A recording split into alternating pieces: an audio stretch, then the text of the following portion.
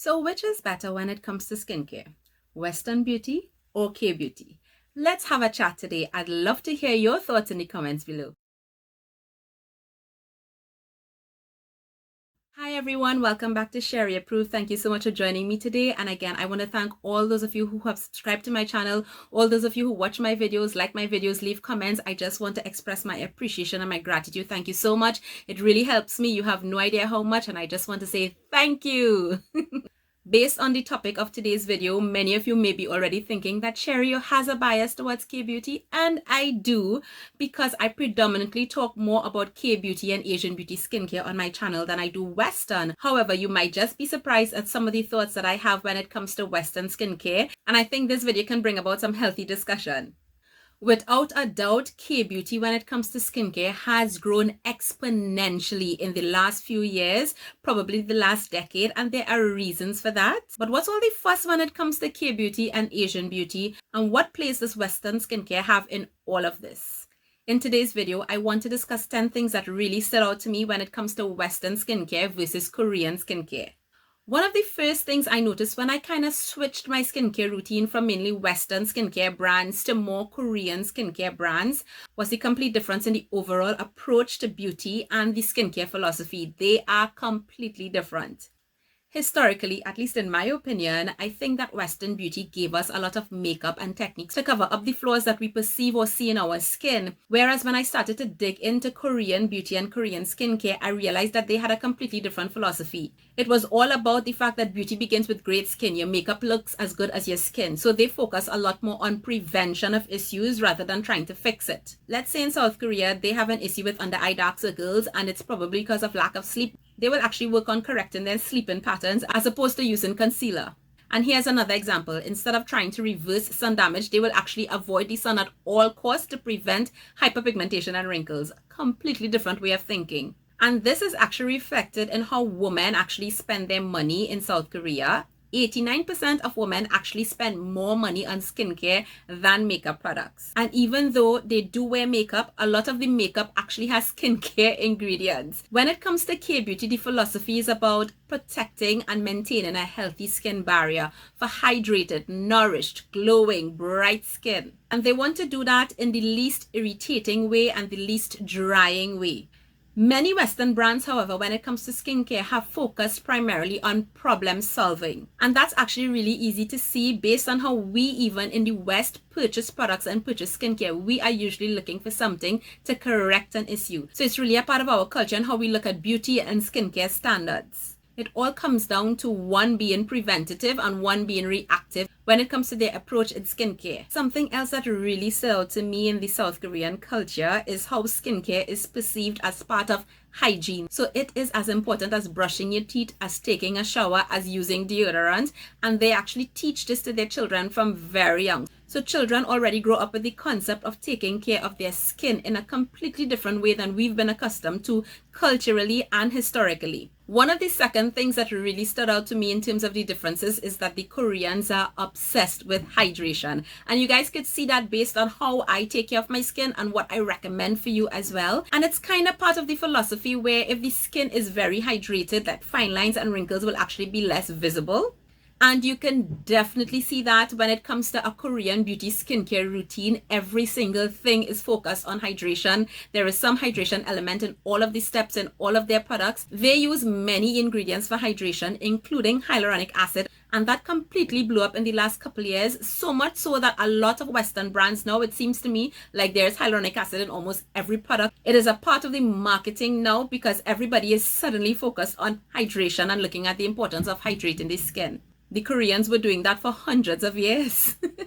And as we're on that point, the third thing that stood out to me in terms of differences between Western beauty skincare and Korean beauty skincare was the number of steps in the routine. Raise your hands if you're one of those persons that when you first found out that there is a 10-step Korean skincare regime, that completely freaked you out, that completely overwhelmed you. I know that I certainly took a step back because I was completely not accustomed to that. I grew up with the 3-step method. Cleanse, tone, moisturize when it comes to what I knew about skincare. When I started to get into Korean skincare and I realized there were so many steps, I was like, wow. But then when you look at all these steps, again, you could see why hydration is so important to them, because it's everywhere. It is way more than just cleansing, toning, and moisturizing. They have essences and ampules and serums and sheet masks and all kinds of steps in this routine. A lot of people within the last few years got onto the 10-step program. It worked for some people and it didn't work for some people. I think it made a lot of people reevaluate their skincare routine and look at what they're actually trying to accomplish and make the adjustments accordingly.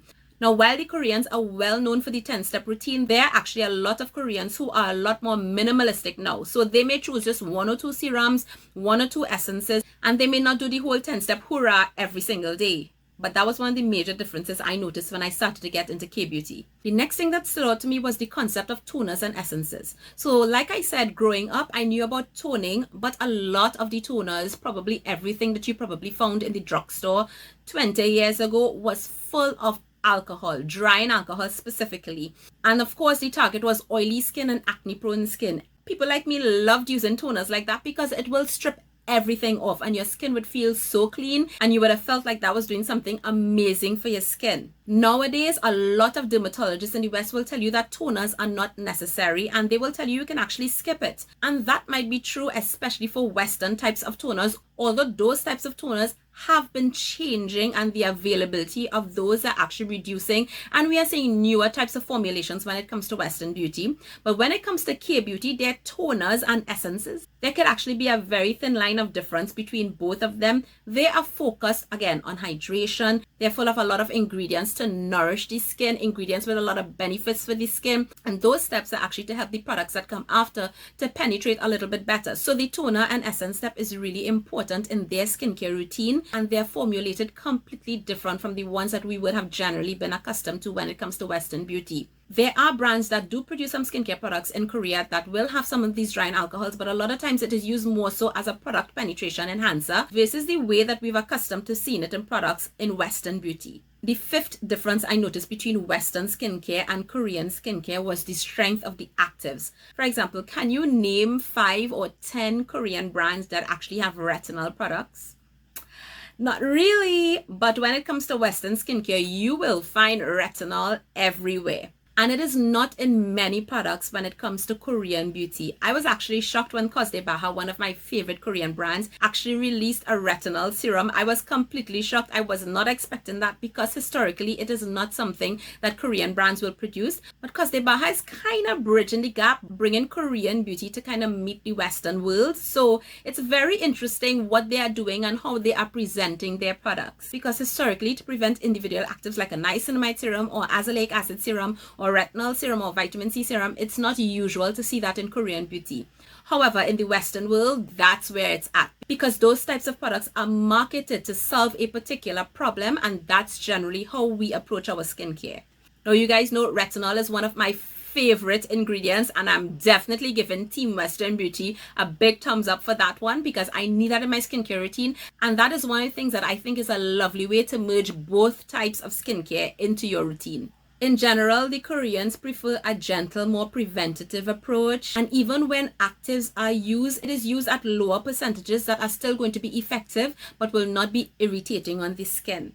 And again, in recent times, this is one of the areas where you are seeing the impact of Western beauty on KBeauty, because Korean brands are actually starting to come out with stronger actives in some of their products. So that's a little bit of a shift that we would not have seen before. The sixth difference has to do with formulations and ingredients. Before I got into Korean beauty, I had no idea what was snail mucin, centella asiatica, mugwort, ginseng. These things were not in my skincare products at all.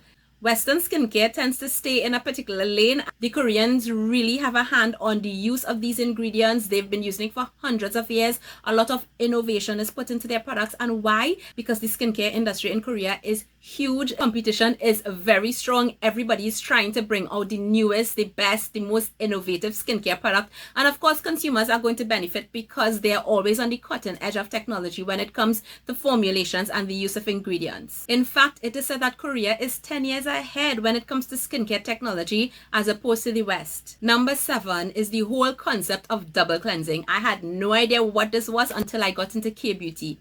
I think there is one product in the West that has probably been around for decades, and that's the Pond's Cold Cream. Kind of has been used kind of like the first step of what the Koreans call the double cleanse method. But in general, we were not seeing cleansing balms and cleansing oils from Western brands. That was completely Korean. The whole concept of double cleansing and having a clean face is ingrained in their culture. They will not go to bed if they don't double cleanse. It's that serious. Double cleansing has become a huge trend, and so we've been seeing Western brands releasing cleansing oils and cleansing balms and really getting with it. And I'm super happy because this is one of the steps that I absolutely love in my skincare routine and has made a huge difference for me. Number 8 in terms of differences that I noticed when it comes to Western beauty and Korean beauty is the number of unique or new product categories that I was not aware of before. Things like emulsions, essences, ampules, sheet masks, sleeping masks. Like those things, to me, when I think of those categories of products, I completely think about KBeauty because I had no idea about those things from Western skincare. And if you are new, I can well imagine it is overwhelming, but each one of those product categories actually play a role in their skincare routine.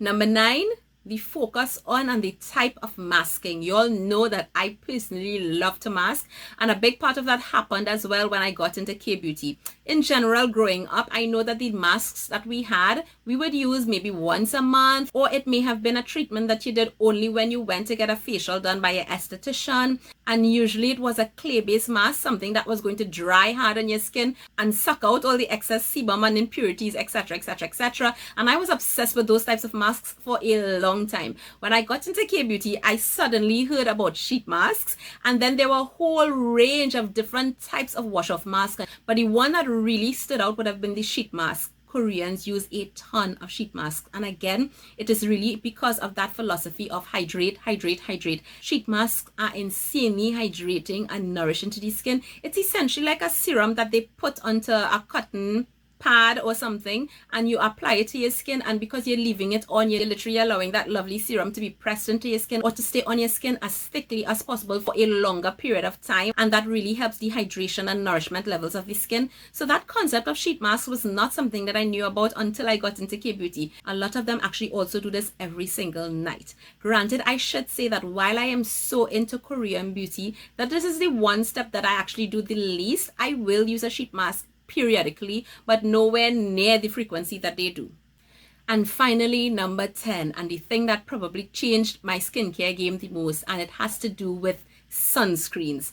Sunscreens from the West, based on the products that I would have used over the years, were generally heavy. They felt greasy. It provided an oil slick. It felt as though your pores were being clogged. They were not pleasant to use at all, and because of that, a lot of people would not have been using sunscreen. A lot of people would not have been using enough sunscreen. But then again, generally in our culture, sunscreen was something that you put on when you go to the beach, or you're going to the pool, or you're going on a vacation on some tropical Caribbean island, aka visiting me.